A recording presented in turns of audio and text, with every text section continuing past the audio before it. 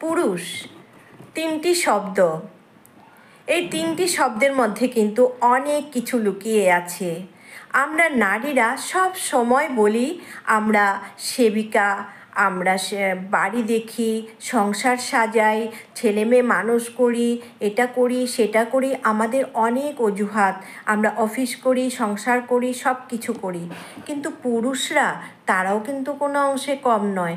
তারা কিন্তু রোদে পুড়ে বৃষ্টিতে ভেজে আমাদের জন্য চিন্তা করে, বাড়ির জন্য চিন্তা করে।